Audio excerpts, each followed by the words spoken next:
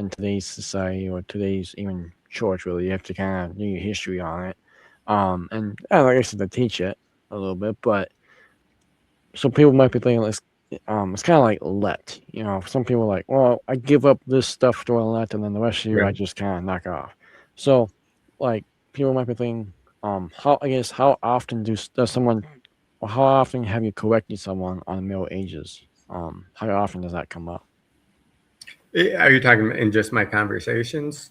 Conversations, or if maybe try to sell the book on someone, how does that interact? Well, I mean, as far as readers, most of my readers have read on the Middle Ages themselves, and a lot of times they Sure. are surprised or they do research as well. But I mean, obviously, there's a lot of misconceptions to correct. In the intro of my book, I mentioned how if you buy a book, go to your local library. If you read a book from the last 20, sorry, one second, Alexa, off. Sorry about that. You good? If you get any medieval book, pretty much that's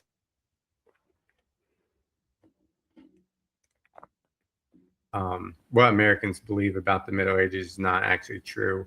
And then they write their book to correct all the misconceptions. So I mean, it happens often. I'd say I don't really get in a lot of conversations with the people around me in my life.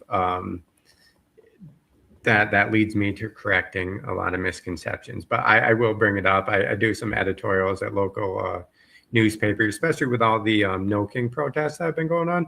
That's given Right. me quite a few opportunities to write in some editorials at local newspapers, things like that, that have stirred up some responses. But um, yeah, I bet. good stuff. No, I know there's a lot of them up in my area, so if you want, I can send you a link to the local newspaper and you can send them and see if you can get them in. That'd be interesting.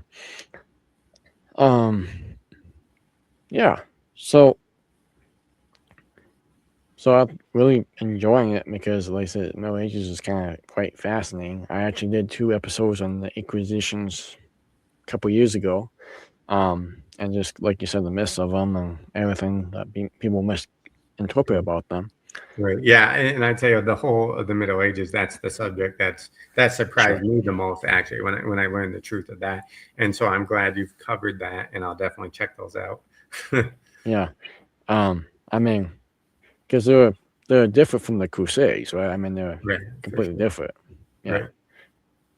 So yeah.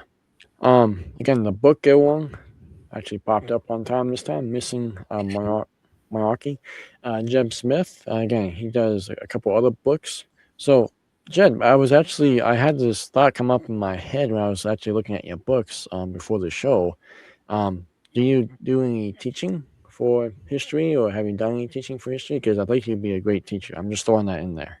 Thank you. I mean, I haven't done any classes. I've looked into it. I might do some debates in my area. I've done presentations, and people seem to those have gone really well so far. They've just been on the Civil War. I will be doing a presentation at the St. Benedict Center, which I'm excited about in October. But right now, it's mostly presentations. I'm really focused on writing. I have a couple other books. I'm working on a book on Tolkien and some more articles to get out. But that is something I would definitely look to do as I kind of finish up publishing some of these next books. Open up time, and as I've made more connections, that's a possibility for sure. Sure. I guess a couple more questions before we round out, Jeb, is that like what really which chapter in there is your favorite? Which one that really gets you excited that you have to have people read? Like this is yeah, Um, that's a tough one. There's a lot of chapters that I like.